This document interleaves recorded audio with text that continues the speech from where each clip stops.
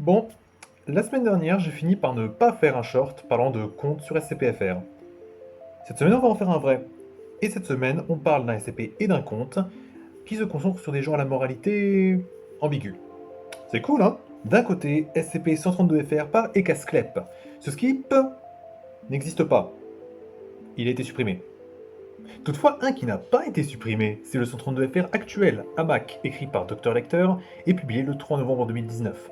C'est une paire de gants et de bottes qui, quand tu les mets, prennent le contrôle de tes mains et de tes pieds et t'emmènent spontanément quelque part.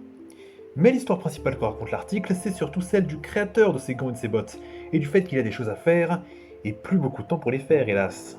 C'est un SCP vraiment cool. Encore une fois, une histoire simple mais très entraînante. On a certes un protagoniste qui réduit les âmes d'êtres innocents en poussière pour rester en vie, mais ça reste aussi quelqu'un qui se réveille à une époque qu'il ne connaît pas, voit que la magie d'antan n'est plus vraiment là, et est plus préoccupé par le fait de survivre que quoi que ce soit d'autre.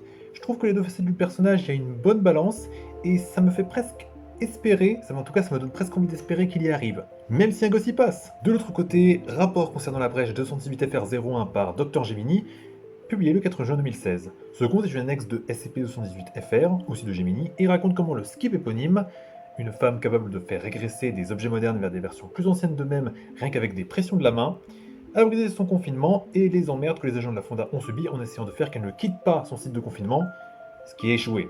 Celui-là, vu que c'est une annexe, ben fatalement, faut lire le rapport originel. Mais c'est pas un problème en soi parce que, numéro 1, le rapport originel est déjà très bien et présente quelqu'un avec une capacité très intéressante. Et numéro 2, ça ajoute encore plus de saveur à l'annexe, même si on est déjà pas mal à la base, je dirais. C'est à la fois un showcase vraiment cool des capacités de 218FR, et aussi un conte vraiment drôle qui offre plein d'images mentales ridicules dans le bon sens du terme. Et ça me fait regretter qu'elle ait pas été un peu plus développée parce que croyez-moi, quand vous lirez ça, vous aussi vous aurez quand même pas mal de questions sur qui elle est en tant que personne, tout simplement. Et voilà, la branche francophone continue à faire des trucs bien, on continue à avancer chronologiquement, plus ou moins, et la qualité commence vraiment à se montrer et à rester, donc franchement, n'hésitez pas à regarder. C'est de la bonne!